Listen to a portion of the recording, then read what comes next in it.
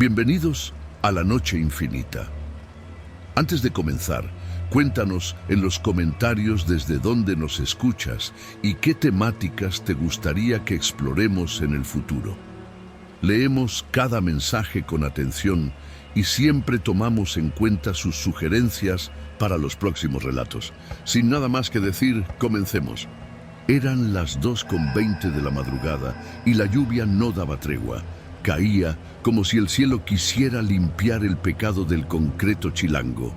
Yo estaba estacionado justo frente al Palacio de Bellas Artes, esperando una nueva solicitud de Uber, con las ventanas empañadas y el aire acondicionado echando humo por el frío. Tenía la app abierta, sin muchas esperanzas de otro viaje. Ya había pensado irme a casa. Pero entonces sonó la notificación. Recoge a Lucía y a Andrés. Ubicación, Bellas Artes. Acepté por inercia. El pago era bueno. Vi a la pareja antes de que me vieran ellos. Caminaban apresurados bajo una sombrilla negra, mojados desde las rodillas hasta los tobillos. El tipo, flaco y nervioso, volteaba constantemente hacia atrás. Ella tenía el rostro pálido y la mandíbula apretada. Algo en sus movimientos no me cuadraba. Subieron sin decir mucho. El hombre se sentó adelante, la mujer atrás. «San Juan de Letrán, por favor», dijo él. Asentí y puse el coche en marcha. Las calles estaban casi vacías. Solo los vagabundos y los policías en patrullaje seguían despiertos a esa hora. Avanzamos por Avenida Juárez, pasando frente a la Torre Latino, que se veía medio fantasma entre la bruma. El silencio era incómodo. Solo se escuchaba el golpeteo constante de la lluvia contra el techo y el ruido tenue de las llantas sobre el pavimento encharcado. «¿Vas a tomar por Iturbide o das vuelta en eje central?», preguntó. De repente el tipo, con la voz algo quebrada. «Mejor por Iturbide, está más tranquilo», respondí, sin quitar los ojos del camino. Cuando llegamos a la vecindad que me marcaba el GPS, él me pidió bajarse allí. Dijo que solo sería un momento. Me pareció raro, pero no me metí. Lo vi entrar por un portón, oscuro, mirando hacia todos lados, como si esperara que lo siguieran. Y entonces pasó. Apenas crucé eje central. La mujer detrás de mí dijo con voz temblorosa: «Por favor, acelera, no pares, vámonos ya. ¿Qué pasa? Te lo explico luego. Por favor, solo acelera». No tuve tiempo de preguntar más. El instinto me dijo que no era un berrinche ni una discusión de pareja. Metí segunda y le pisé. Atravesé San Jerónimo como alma que lleva el diablo, esquivando charcos y topes. Cuando llegamos a Bolívar, ella rompió en llanto. «Él lo acaban de secuestrar. Yo no sabía que eso iba a pasar. Me dijeron que si lo traía aquí, lo iban a dejar libre. Me lo juraron». «¿Qué estás diciendo? Usaron la app para rastrearlo». «A él. Me hicieron pedir el Uber. Me dijeron que si lo acompañaba y me quedaba tranquila, no le harían daño. Pero cuando se bajó, cerraron la reja. Escuché los gritos. «¡Lo están golpeando!». Me quedé mudo. El semáforo en 5 de febrero cambió a rojo y no supe si debía frenar. Decidí seguir. No quería quedarme estático, no con lo que me acababan de decir. ¿Quiénes eran? ¿Los conoces? No, solo me contactaron por WhatsApp. Usaron un número desconocido. Me dijeron cosas de mi familia, de mi hermana, sabían todo. Me mandaron fotos de mi casa. Me dijeron que si no hacía lo que pedían, alguien más sufriría». Su voz se quebró. Parecía que no solo lloraba por el tipo, sino por ella misma, como si no pudiera cargar con lo que acababa de hacer. «¿A dónde te llevo?», le pregunté. «A donde haya policías. No quiero volver a mi casa. No quiero que sepan dónde estoy». La lluvia seguía cayendo, más fuerte. Tomé dirección al Ministerio Público de la calle Doctor Andrade. Conocía el camino, ya había llevado gente ahí antes, pero nunca por algo así. ¿Cómo se llamaba él? «Andrés». «¿Tú cómo sabes que fue un secuestro? ¿Y si era Una trampa para ti, porque vi al tipo que se lo llevó. Estaba parado dentro del zaguán, traía pasamontañas y una pistola. Cuando cerraron la reja, escuché a Andrés gritar. Lo llamaron por su nombre, le dijeron que ya sabía de qué se trataba. Hubo un silencio que se extendió más que la lluvia. Yo solo miraba las luces pasar, los edificios mojados, la ciudad respirando en la madrugada. Ella agregó algo más. Antes de subirse al Uber, Andrés recibió una llamada. Alguien le dijo, ya valió madre, vente para acá, te tienen ubicado. Yo no entendí, pensé que hablaba de su trabajo, pero ahora todo tiene sentido. Lo traían vigilando desde antes. Pasamos frente al mercado de San Juan, todo cerrado, apenas un vigilante, acurrucado bajo un toldo, parecía notar que el mundo seguía existiendo. Me detuve frente al Ministerio Público. Le pregunté si quería que la acompañara a entrar. ¿Y si me están siguiendo?, preguntó sin moverse del asiento trasero. ¿Y si saben que vine aquí? Tienen tu teléfono. Si era gente de verdad, ya saben todo. Pero si te escondes, solo les das ventaja. Ella bajó sin decir nada más. Caminó hacia la entrada mientras yo apagaba el motor y pensaba si debía quedarme. No lo hice. Me fui. La ciudad me tragó de nuevo, con su lluvia, con su silencio denso, con sus calles viejas llenas de historias como esta que nadie cuenta. 2 días después me llegó una notificación de Uber. Se ha cancelado la tarifa parcial del viaje ID 823-377-822 por motivos de seguridad. No decía más. Busqué en las noticias, en Twitter, en grupos de WhatsApp, pero no encontré nada sobre un secuestro por San Juan de Letrán. Pasaron semanas, una noche. Mientras esperaba pasaje por la colonia Doctores, una joven se me acercó en un Oxixo. Me miró fijo. ¿Eres tú el Uber que llevó a Lucía? No supe qué decir. Él, Andrés, era mi hermano. Lo encontraron en un predio en Iztapalapa, con el rostro cubierto y signos de tortura. Sobrevivió, pero apenas puede hablar. Lo tenían grabando mensajes para extorsionar a otra familia. ¿Y Lucía? No sabemos nada de ella. El número que usó dejó de estar activo esa misma madrugada. Tragué saliva, quise decir algo, pero no había palabras. Gracias por llevarlo. Por lo menos no se lo llevaron desde Bellas Artes. Fue más fácil rastrear el lugar por donde se lo llevaron. La vecindad tenía cámaras. Fue por eso que lo encontraron. Asentí, volví a mi coche. Encendí la radio. Llovía otra vez. En esta ciudad siempre llueve.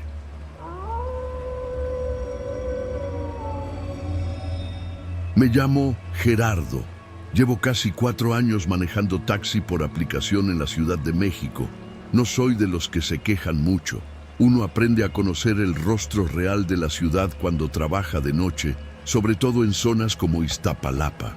Aquí la gente se vuelve sombra. Las banquetas se tragan los pasos y los callejones parecen hechos a propósito para no dejar salir a nadie.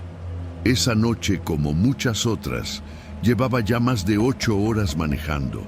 Eran pasadas las 11 cuando me cayó una solicitud en Santa María, Aztahuacán. La mayoría de los conductores la evitan, pero a esa hora uno no se pone selectivo. El pasaje iba hacia el oriente, rumbo a la calzada Ignacio Zaragoza. Acepté sin pensar. El cliente se llamaba Toño. No tenía foto, solo un nombre y una calificación promedio.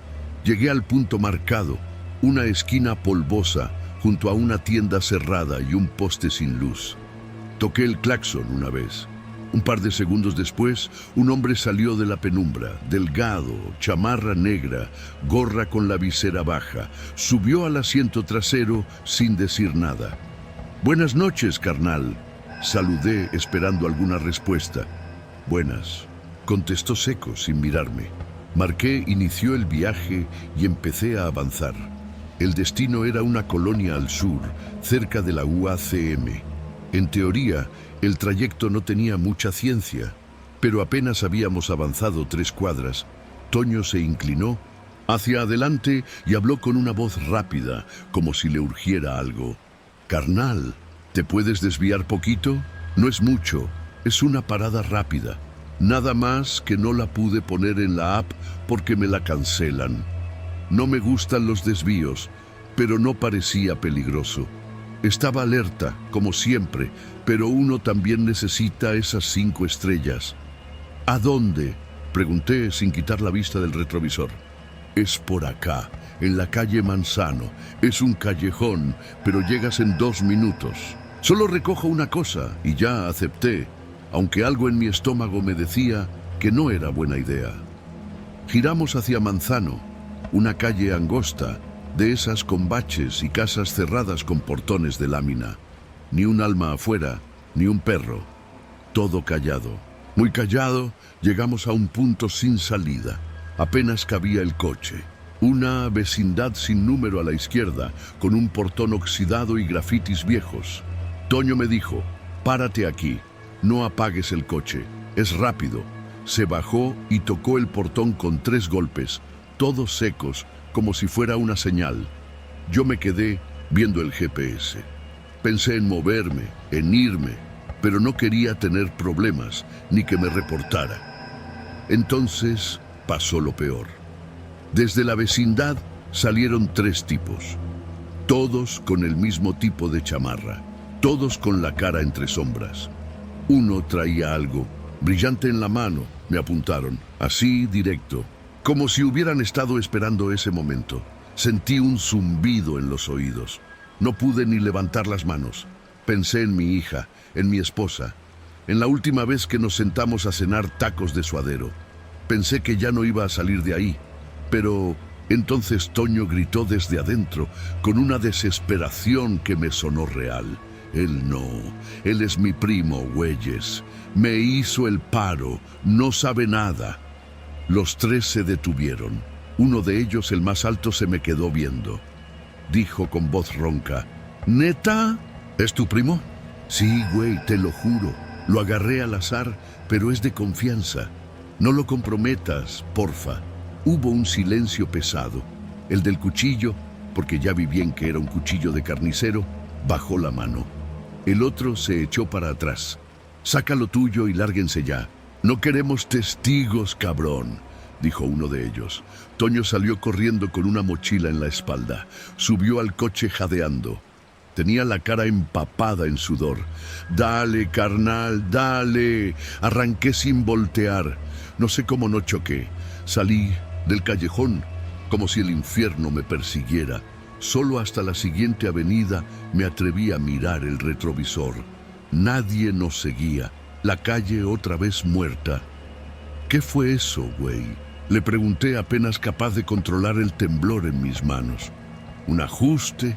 No me tocaba a mí, pero andaban calientes.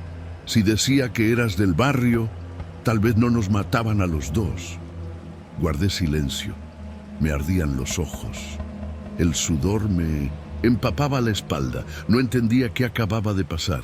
Toño se bajó 4 calles más adelante. Me dejó un billete arrugado sin mirar atrás. «Gracias, primo.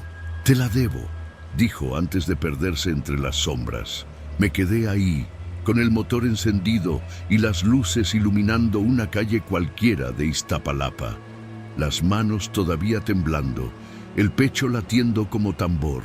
Esa noche no regresé a casa. Dormí en la base, en la calle, donde se juntan varios de los que trabajan en la APP. No podía ver a mi familia así, con ese miedo todavía pegado en los huesos. Desde entonces, cada vez que paso por Santa María hasta Huacán, bajo las ventanillas, subo el volumen y me aseguro de no aceptar viajes cerca de callejones sin salida. Porque aquí, en esta ciudad, a veces una mentira improvisada es lo único que separa la vida de la muerte. Y yo tuve suerte, mucha suerte.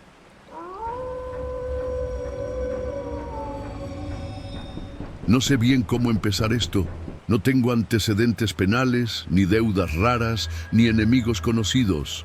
Soy un tipo normal, un conductor de aplicación como tantos en esta ciudad, y lo que me pasó aquella noche todavía me hace dudar si de verdad ocurrió o si todo fue una alucinación, una pesadilla inducida por el estrés, el insomnio o algo más oscuro que aún no logro entender. Era martes. No había tráfico, lo cual ya de por sí se sentía extraño en la Ciudad de México. Había bajado por Insurgentes Sur después de dejar a una pareja en el centro de Coyoacán. La aplicación sonó justo cuando iba rumbo a casa, directo al descanso. Pensé ignorarla, pero el destino decía Tlalpan, cerca del bosque. Eran casi las 11 de la noche y la tarifa dinámica estaba buena. Acepté. Al llegar, la calle era un pasaje apenas iluminado, flanqueado por casas de 1 o 2 pisos, muchas con rejas oxidadas y fachadas de estuco agrietado. Me detuve frente a un número marcado con aerosol en la barda. No tenía timbre. Solo había una puerta de herrería pintada de blanco, medio descascarada. De la sombra emergió una mujer. Tenía el rostro cubierto con una bufanda oscura y una gorra con visera baja. No me pareció raro. Hacía frío. Caminó directo hacia la puerta del copiloto y sin decir palabras se subió. Me dio un papel doblado por la mitad. «Es aquí», dijo con voz seca. Me pasó la dirección: Clínica La Esperanza, Callejón Los Pinos, a espaldas del Deportivo Vivanco. No había escuchado de ese lugar. Abrí Google Maps. No aparecía. La llevé por las indicaciones que me dio de memoria, como si supiera el camino de memoria o lo hubiera recorrido muchas veces. «¿Qué tipo de clínica es esa?», pregunté por mera cortesía. «Abortos. Clandestina». La palabra cayó como piedra, en el silencio del auto. No dije nada. El resto del trayecto fue en silencio absoluto, interrumpido solo por el ronroneo del motor y el sonido hueco de los baches. Bajamos por calles cada vez más estrechas, hasta llegar a un callejón que se abría entre 2 predios baldíos, uno con escombros, otro con árboles jóvenes que parecían encorvados de miedo. La supuesta clínica estaba en lo que alguna vez fue una casa de 2 niveles. Ahora sin anuncios, sin luces encendidas, sin ningún rastro visible de actividad. Solo una puerta blanca, más nueva que el resto de la construcción. La mujer se bajó, me dejó un billete de 500 sobre la consola central. «No me esperes, no hay señal aquí y puede que tarde». Y antes de que pudiera decir algo, ya estaba entrando. La puerta se cerró de golpe. Me quedé un momento observando la fachada, como esperando que pasara algo. Pero no pasó nada. Apagué el auto. Pensé irme, pero había algo, no sé cómo explicarlo, algo en su forma de caminar, en su tono, que me dejó inquieto. No me pareció que fuera por voluntad propia. Encendí el auto, lo moví media cuadra y lo dejé en sombra tras una camioneta abandonada. Esperé. Pasaron 5, 10, quizá 12 minutos y entonces la puerta se abrió bruscamente. Ella salió corriendo. Venía sin la gorra, sin la bufanda, con la blusa rota del hombro. Me vio y gritó como si me estuviera pidiendo la vida. «¡Arranca! ¡Arranca ya!». 2 tipos salieron tras ella. Uno con un bate, el otro con lo que parecía una barra metálica. Venían corriendo, pero uno tropezó y el otro se detuvo al ver que ella subía al auto. Arranqué. El motor chilló. Ni miré por el retrovisor. Tomé la primera calle que vi y doblé sin dirección, solo huyendo. Ella no dijo nada. Solo lloraba. Su respiración era cortada. Su cuerpo temblaba. Yo tampoco dije nada. Solo manejaba. Después de varias cuadras me detuve frente a un Oxxo. Le pregunté si quería entrar, si podía ayudarla, si llamábamos a alguien. Me miró por primera vez con los ojos bien abiertos, enrojecidos, desorbitados. «No vuelvas ahí, nunca. Y si puedes, no le digas a nadie que estuviste. Nada de esto pasó. ¿Entendido?». Asentí. La vi bajar. Caminó hacia la calle contraria al Oxxo. Al doblar la esquina, desapareció. Nunca supe su nombre. Las noches siguientes no dormí. Volví al lugar 1, 2, 3 veces, siempre de día. Pero ahí no había clínica, no había puerta blanca, solo un lote vacío, con los muros grafiteados y basura esparcida por el suelo.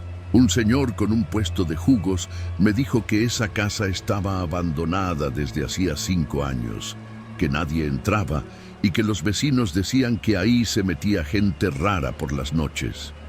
No supe si denunciar, si hablar con alguien. ¿Qué les iba a decir? Que recogí a una mujer de madrugada que me llevó a una clínica que no existe, que salió corriendo como si la fueran a matar. Me habrían acusado de algo, seguro. Desde entonces cambié mi rutina. No manejo por Tlalpan. No tomo viajes después de las 9. No paso por callejones. Pero cada cierto tiempo me llegan solicitudes de la misma zona, mismo rango horario. Algunas veces con nombres femeninos, otras sin nombre, solo dice paciente. Siempre las rechazo. Una madrugada, mientras revisaba el historial de la APE, encontré el viaje, pero el destino decía ubicación no disponible. El mapa no mostraba nada, solo un vacío gris, como si esa parte de la ciudad no existiera, y quizá no existe. Quizá solo es una grieta más de esta ciudad enorme y enferma. Una grieta donde las cosas no siguen las reglas, donde la vida vale y poco, y el silencio lo cubre todo. Quizá ese lugar no era una clínica, quizá era otra cosa, pero no quiero saberlo, ni tú tampoco deberías.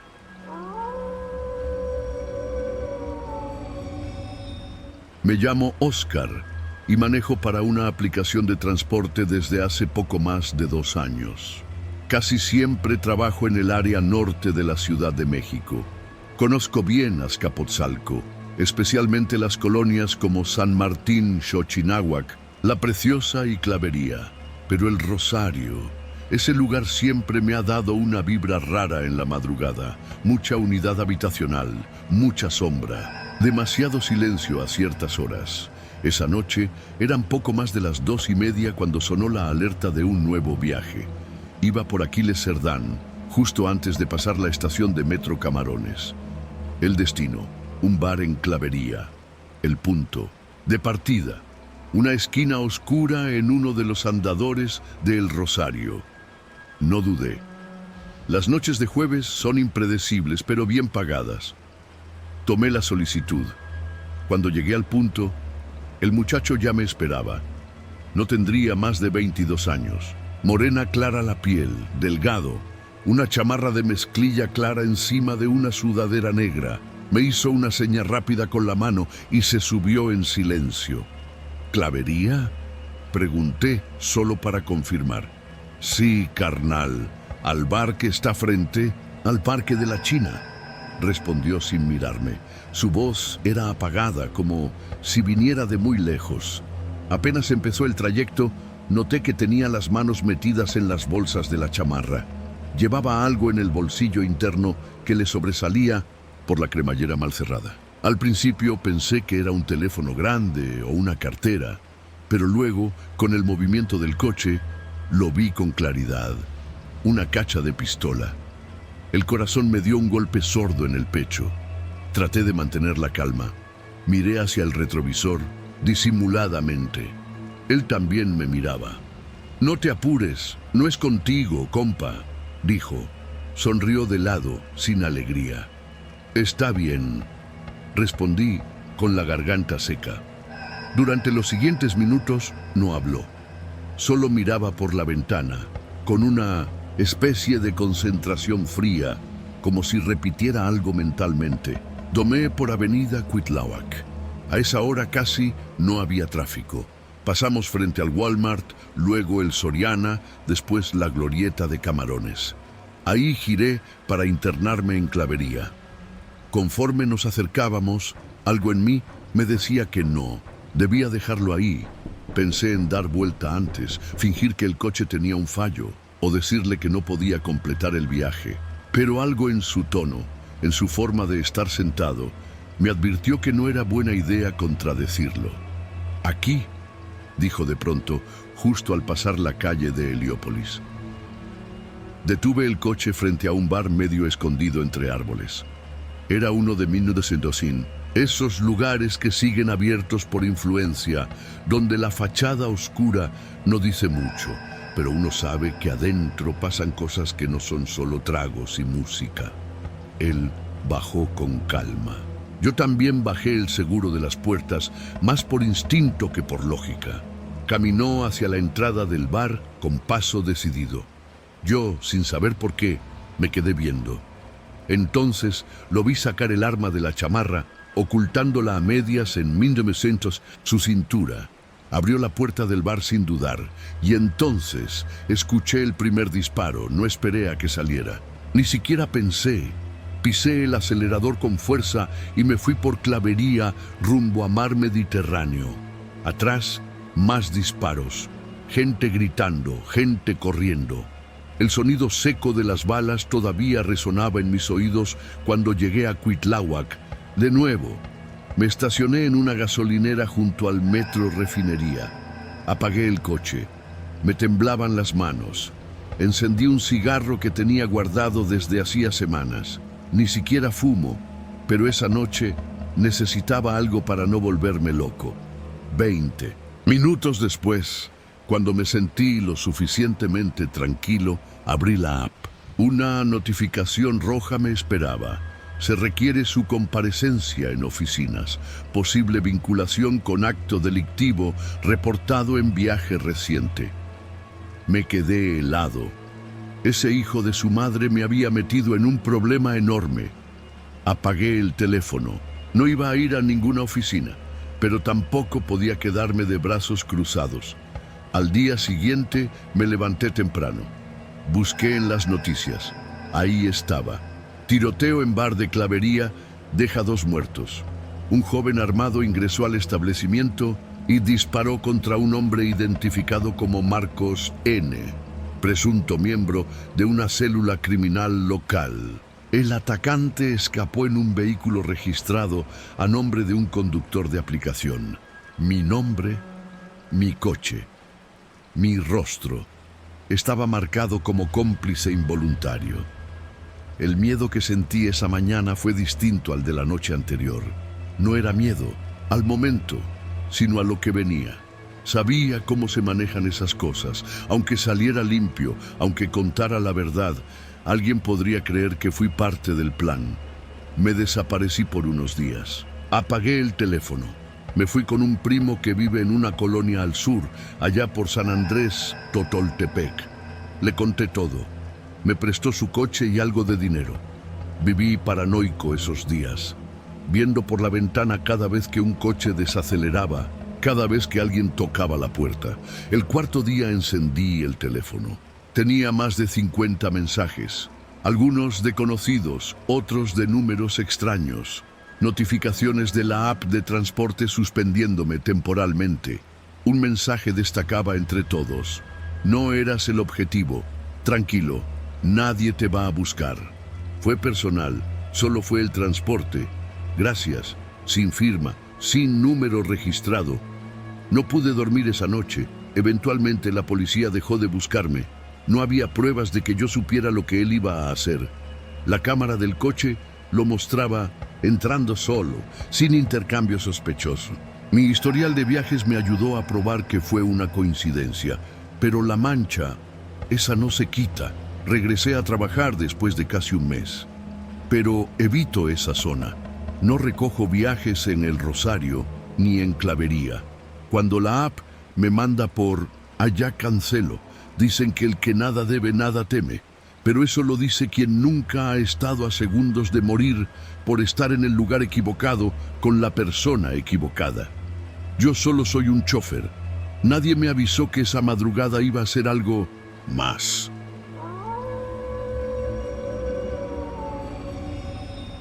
Me llamo Iván, tengo 37 años y desde hace casi un año trabajo como chofer de aplicación. Siempre fui cuidadoso con los destinos que aceptaba, especialmente por las noches. No aceptaba viajes hacia la periferia, ni a colonias, con fama de peligrosas. Prefería moverme por zonas como la del Valle, Nápoles o Narvarte, donde sentía que podía confiar más en mis pasajeros. Era un miércoles por la noche, cerca de las 11, cuando me llegó una solicitud desde una casa ubicada sobre la calle de Pilares, justo a unos metros del Parque Pascual Ortiz Rubio. Me encontraba a 4 cuadras de ahí, así que acepté. El trayecto fue tranquilo, con el típico movimiento de la colonia a esa hora. Vecinos regresando a casa, uno que otro repartidor y los inconfundibles sonidos de la ciudad apagándose poco a poco. La casa era de esas antiguas pero bien conservadas, con fachada de cantera gris, un pequeño jardín delantero cercado por una reja baja y un zaguán de madera gruesa. Me estacioné justo frente a la entrada, puse las intermitentes y marqué como llegado. Pasaron un par de minutos. Estaba por cancelar cuando la puerta se abrió y salió una mujer. Debía tener unos 50 años, quizá un poco más. Elegante, con un vestido de lino blanco y un abrigo ligero a juego. Tenía el cabello recogido en un chongo perfecto, maquillaje discreto y una sonrisa amable, pero distante. «Buenas noches, joven. ¿Me puede esperar un momento?» «Olvidé algo. En la casa», me dijo con una voz pausada, serena. Asentí, y ella volvió a entrar sin cerrar del todo la puerta. Supuse que iría por una bolsa o algo. A veces pasa. Pasaron 5 minutos, luego 10. Miré el retrovisor, tratando de ver si había movimiento adentro, pero la puerta seguía apenas entornada y todo se veía en silencio. No me gusta molestar a los clientes, pero empecé a ponerme nervioso. Marqué desde la aplicación. Nada. Me crucé de brazos, incómodo. A los 20 minutos, justo cuando estaba decidido a bajarme y tocar el timbre, algo se movió en el retrovisor. Fue un hombre. Venía corriendo desde dentro de la casa, con la camisa rota, la cara ensangrentada y una mirada completamente descompuesta. Me paralicé. «¡Ábreme, por favor! ¡No me dejes aquí!», gritó al llegar a la puerta del coche. Lo dejé entrar sin pensarlo. Se tiró en el asiento trasero, jadeando. «Manejá, por favor, rápido», dijo con la voz entrecortada. Apreté el acelerador, saliendo disparado por Pilares hacia División del Norte. Mi mente trataba de entender lo que estaba pasando, pero el tipo en el asiento trasero no dejaba de mirar hacia atrás, con los ojos abiertos de par en par. «¿Qué pasó? ¿Estás bien?», pregunté, aunque la respuesta era obvia. «Mi esposa quiso matarme. Ella te pidió que esperaras afuera para que no sospecharas nada. Te usó como coartada, cabrón. Iba a decir que salí contigo, que nos fuimos a un bar o algo. Pero no sabes lo que vi allá adentro». Le temblaban las manos. Llevaba un reloj caro roto en la muñeca y manchas de sangre seca por el cuello de la camisa. Se me hizo un nudo en el estómago. «No entiendo. ¿Por qué querría matarte?», pregunté con el semáforo en ámbar. Hay cosas que uno no ve venir, cosas que parece que están bien, hasta que un día dejan de estarlo, dijo con la mirada, perdida. Escuché a mi esposa hablando por teléfono en la cocina, diciéndole a alguien que esta vez todo saldría perfecto, que ya había limpiado las cuentas, que el coche estaba vendido, que solo tenía que darme la cena, que después tú llegarías, que tú me llevarías al bar y que yo no regresaría, que esta vez no iba a haber errores como la vez pasada. Mi garganta se cerró. Intenté no mostrar miedo, pero estaba atrapado en medio de una historia que ni siquiera entendía del todo. ¿Y qué hiciste? Me escondí en el closet de mi estudio. Fue por instinto. Cuando escuché cómo le decía a alguien por teléfono que tenía el frasco listo, supe que tenía que correr. Pero no contaba con que iba a regresar por algo. Me encontró. Me tiró al suelo, me quiso clavar algo. un desarmador o un picahielo, no sé, no alcancé a ver bien. Le quité la mano y corrí. Se hizo un silencio espeso. El hombre respiraba como si hubiera corrido kilómetros. No supe qué decir. Solo manejé. Lo llevé a una gasolinera sobre la avenida Universidad. Ahí me pidió que lo dejara, que tenía a alguien que vendría por él. Me bajé para ayudarlo a salir del coche. Antes de irse, me miró con una expresión que aún no sé en cómo interpretar. «Gracias por no dudar», me dijo. «Si me hubieras cerrado la puerta, no estaría vivo». Vi cómo se alejaba hacia la tienda de la gasolinera, tambaleándose. Pensé en ir a la policía. Pensé en llamar a alguien, pero no. Sabía ni su nombre, ni si todo lo que había dicho era cierto. Volví a casa temblando, revisando el retrovisor cada 2 minutos. Al día siguiente lo busqué. Me metí a foros, a grupos locales en redes. Le conté todo a mi esposa, a mi hermano. Nadie supo nada, ni una sola nota en los periódicos, ni un reporte de intento de homicidio, ni una denuncia. Pero 2 semanas después, mientras esperaba en 1900, un semáforo de insurgentes, vi la cara de la mujer en un cartel. No decía que estuviera desaparecida ni buscada. Era un aviso de condolencias, con su nombre, sus fechas de nacimiento y muerte, y una pequeña leyenda: «Tu elegancia vivirá en nosotros para siempre». Y abajo, el nombre del esposo, el mismo nombre del usuario que me había solicitado el viaje aquella noche. No sé qué fue lo que realmente ocurrió en esa casa de la del Valle. No sé si él dijo la verdad o si yo fui parte de algo mucho más oscuro.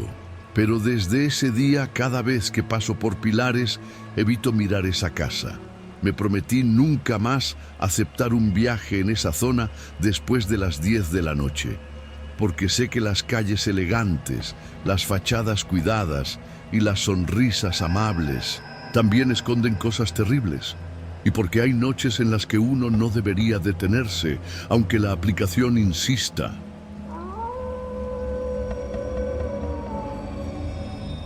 A esa hora, Miguel Ángel de Quevedo ya no tiene alma.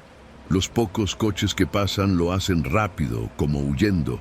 Eran poco más de las 2 de la madrugada y yo venía saliendo del trabajo, medio dormido y con la mente en automático. Repartía por aplicación, ya sabes, de esos que traen un auto todo parchado y una vida igual. Esa noche había terminado mi último viaje en Taxqueña y me dirigía a casa cuando, justo al cruce con Pacífico, vi a una chava parada junto a la parada de camión, con la ropa toda desordenada y la mirada clavada en la banqueta. Me frené en seco. ¿Todo bien?, le pregunté desde la ventana. La chava alzó la cara. Tenía como 17, tal vez 18 años, flaca, con el cabello recogido a medias y un suéter de esos gruesos color chambray que parecía no combinar con el vestido que traía debajo. Tenía una de esas miradas que no sabes si te están pidiendo ayuda o evaluando si confiar en ti. Pero lo que más me sacó de onda fue la mancha oscura en su antebrazo derecho. Era sangre fresca. ¿Puedes llevarme al Hospital General? Por favor. No traigo nada, pero te lo voy a pagar después, lo que sea. Me bajé del coche sin pensar mucho y le abrí la puerta. Tenía esa mezcla de miedo y vergüenza que traen los que saben que ya hicieron algo que no pueden deshacer. Me subí de nuevo al volante y empecé a manejar rumbo a Cuauhtémoc, buscando con el GPS el camino más rápido.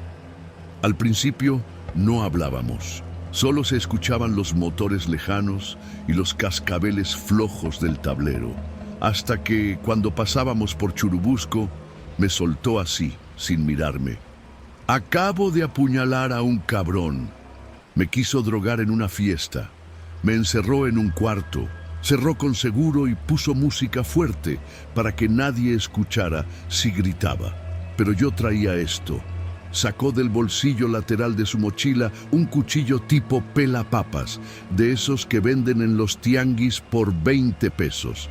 Tenía sangre seca en el mango. No supe qué decir.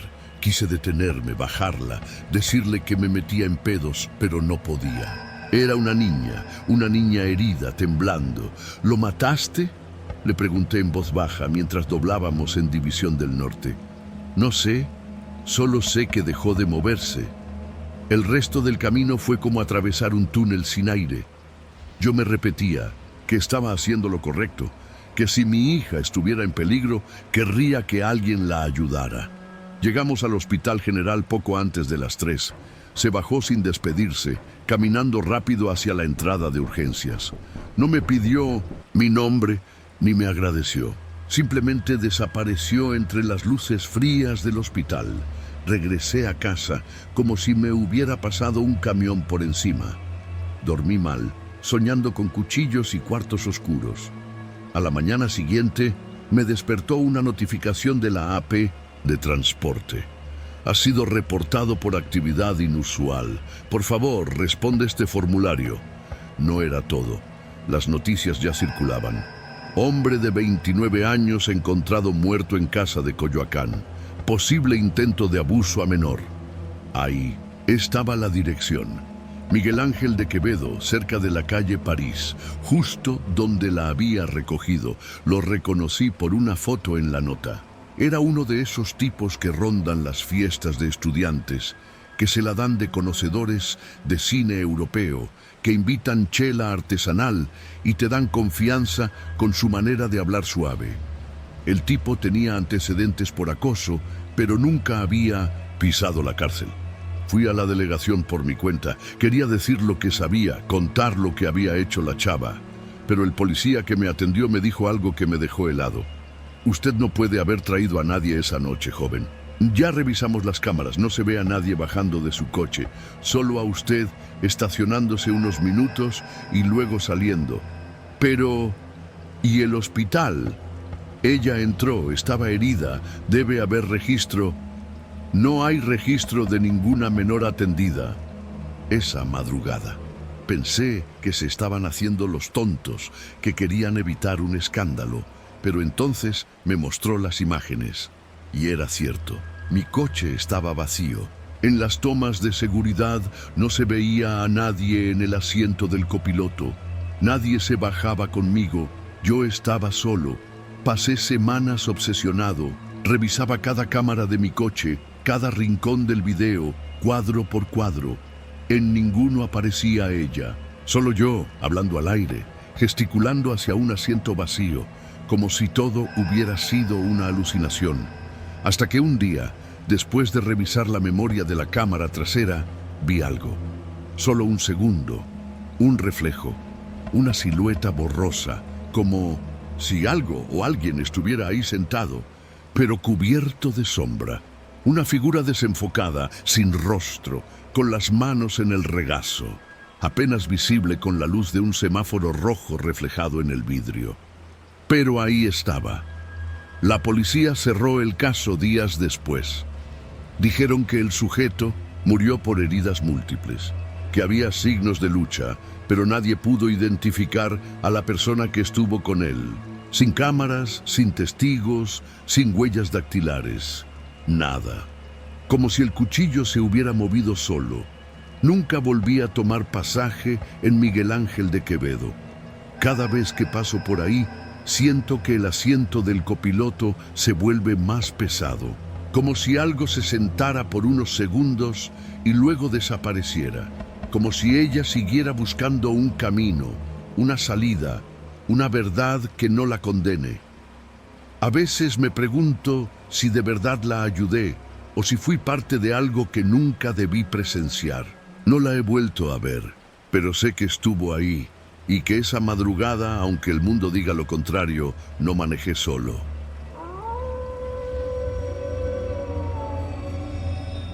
Me llamo Gabriel y soy taxista desde hace más de 12 años. Conozco la Ciudad de México como la palma de mi mano. Y aunque he tenido noches pesadas, ninguna como aquella en Xochimilco. Era un viernes por la noche, como a las 11:30, cuando me cayó un servicio en la aplicación, punto de recogida en el embarcadero de Cuemanco. Pensé que sería algún turista rezagado o algún borracho regresando de una trajinera, así que acepté sin pensarlo mucho. Llegué a tiempo. No vi a nadie al principio, pero al poco rato salió un tipo de unos 40 años, delgado, moreno, con una gorra negra.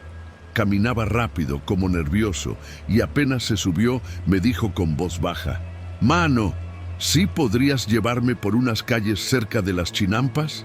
Es rápido, pero no sale en la app. Te pago el doble».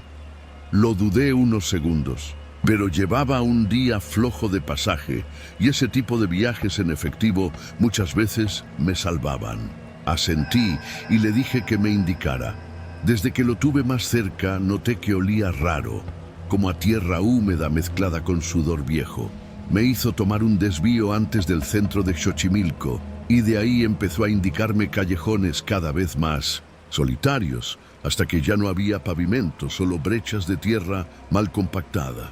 El sonido de los baches me retumbaba en el pecho y solo veía milpas, bardas con grafiti viejo y postes pelones de luz amarilla que parecían colgar de milagro. «Fíjate bien, aquí da vuelta a la derecha», me dijo con tono seco. Di la vuelta y apenas avancé unos metros, vi un tráiler estacionado a media calle, sin placas, cubierto por polvo y tierra. A su alrededor había como 10 personas, todas hombres, algunos con pasamontañas, otros con camisetas cubriéndose el rostro.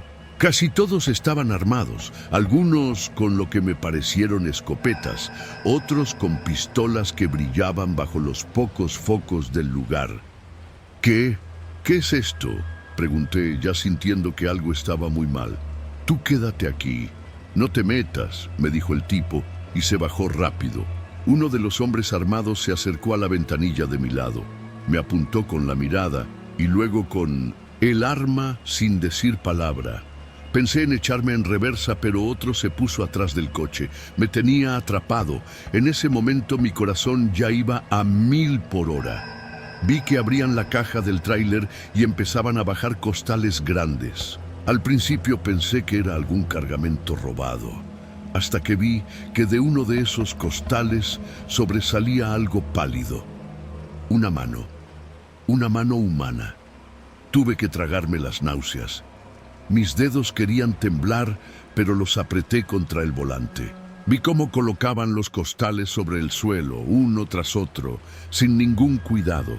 Algunos los arrastraban, otros los aventaban. No se escuchaba más que los ruidos secos de los cuerpos contra la tierra. Intenté no mirar, intenté pensar que eran maniquíes o alguna broma macabra, pero cuando uno de ellos dejó caer un costal y se rompió al contacto con una piedra, pude ver el rostro de un muchacho. No tendría más de 20 años, tenía los ojos entreabiertos, la boca llena de tierra. Volví la cara, apreté los dientes y solo pensé en mi hija, en mi mujer. Pensé que no podía quedarme ahí, que si me reconocían como testigo no saldría vivo. Empecé a sudar frío. Intenté tomar el celular, pero uno de los hombres me gritó: «Las manos al volante, ni un pinche movimiento». Obedecí. No tenía opción. Pasaron varios minutos que se sintieron como horas. Vi que uno de los hombres más grandes, que parecía el líder, se acercó al sujeto que me había traído. «¿Ese güey quién es?» «Es el primo de Raúl, carnal, de los que se mueven en Coyoacán», respondió él. El hombre lo miró con recelo, luego me miró a mí. «¿Eres primo del Raúl el Zancas?» Asentí, aunque no tenía idea de quién era. Solo quería salir vivo. «Sí». «Ah, bueno, entonces, ya vete, y no digas nada. Si cuentas algo, vamos por tu familia». No esperé a que me dijeran 2 veces. Encendí el motor y me fui despacio, cuidando no parecer nervioso. Cuando pasé a un lado del tráiler, uno de ellos me hizo una seña con el arma. La entendí como «circula». Ya en la calle principal, aceleré hasta sentir que los baches me sacaban los órganos. Me metí por periférico hasta Viaducto Tlalpan y estacioné el carro frente a una tienda cerrada. Bajé la cabeza sobre el volante. Respiraba como si hubiera corrido kilómetros. No pude dormir esa noche. Y aunque a la mañana siguiente quería fingir que todo fue un mal sueño, la imagen de los cuerpos, del rostro del muchacho entre la tierra, no me dejó. Una semana después, mientras comía en un puesto cerca de Taxqueña, escuché en la radio del taquero que habían encontrado restos humanos en un paraje de Xochimilco. Nadie sabía cuántos eran. La policía solo hablaba de presuntos ajustes entre grupos criminales. Desde esa noche dejé de aceptar servicios que me sacaran de las zonas pavimentadas. No volví a Cuemanco. Y cuando alguien menciona las chinampas, solo sonrío con la boca apretada, porque hay cosas que uno no debería ver, y a veces sobrevivir significa quedarse callado.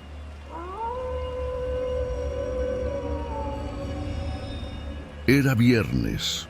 Tenía el volante entre las manos y los párpados pesados, con la música baja y el aire en modo reciclado para no respirar directo los tubos de escape del viaducto.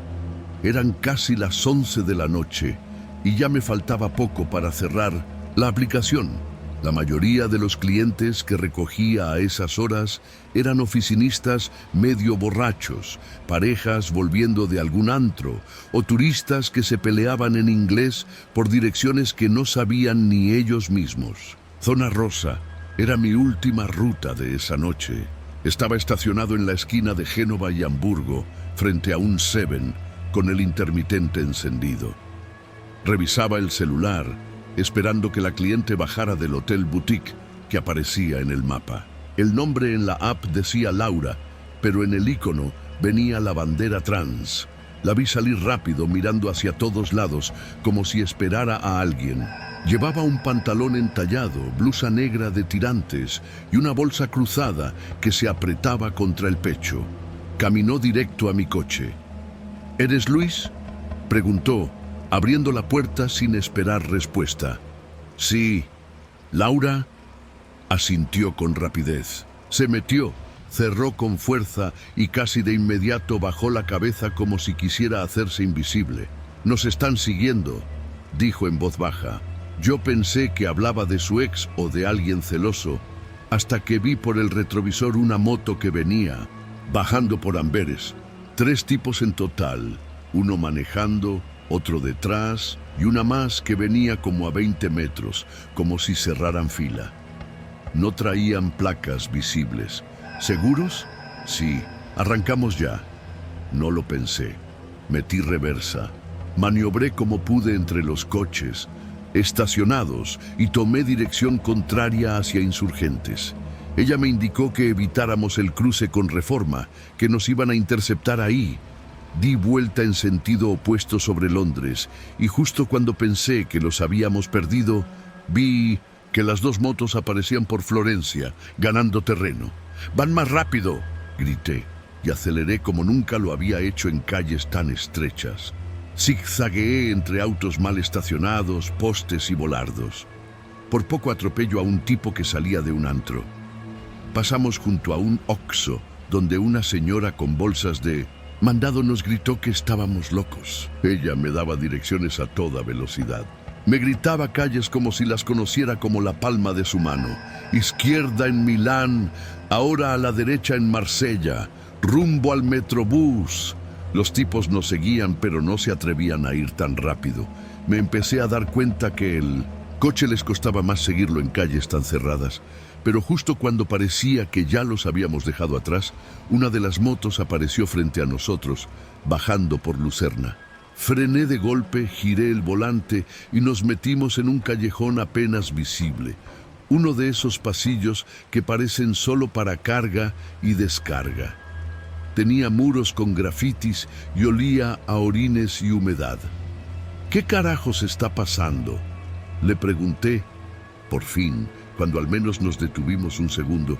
Te juro que no te quería meter en esto, me dijo con la voz quebrada. Pero si no me ayudabas, no lo iba a contar. Le pasé mi chamarra. Empezó a temblar. Estoy testificando contra unos cabrones que manejaban un antro en Tlalpan. Pero no era un antro, era fachada para trata. Chavas, chavos, trans, gente que nadie iba a buscar. Me sacaron de ahí hace 2 meses. Yo dije que no iba a hablar, pero al final no pude quedarme callada. Sentí como si me hubieran vaciado un balde de agua en la nuca. Miré hacia atrás y no se veía nadie. Le pregunté, ¿y por qué venías sola? Porque no me quedaba de otra. Me cambiaron de refugio y un agente que debía recogerme nunca llegó. Me quedé mudo. Había oído historias así en los grupos de WhatsApp de conductores. A veces se hablaba de mujeres que pedían ayuda. Algunas eran emboscadas, otras eran víctimas de verdad. Pero esta mujer no fingía. Su voz, su temblor, su mirada clavada en el piso. Era alguien que había vivido cosas que no me podía ni imaginar. ¿A dónde te llevo? Me dio una dirección, en La Portales. Era una casa discreta, según me explicó, con vigilancia vecinal. Volví a arrancar con cautela. Tomamos dirección hacia Cuauhtémoc, luego Río Churubusco, todo evitando avenidas grandes.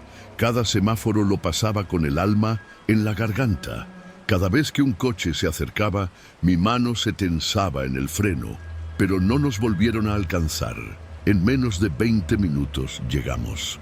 Cuando se bajó, se giró y me dijo, «Gracias, si no me hubieras ayudado, hoy estaría en la nota roja».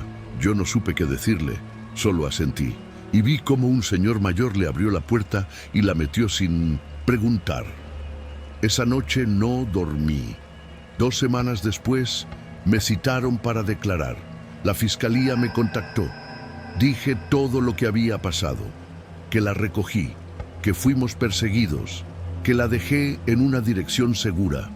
Me preguntaron si vi los rostros, si podía identificar a alguien. Les dije que no. Uno de los agentes me dijo algo que se me quedó grabado. Los que estaban tras ella son los mismos que ya mataron a 2 testigos. La diferencia es que tú te saliste del guión. Yo no sabía si me lo decía como advertencia o como felicitación. He vuelto a manejar por la zona rosa, pero no de noche. No recojo a nadie después de las 10. Tampoco dejo entrar a gente que parece estar huyendo.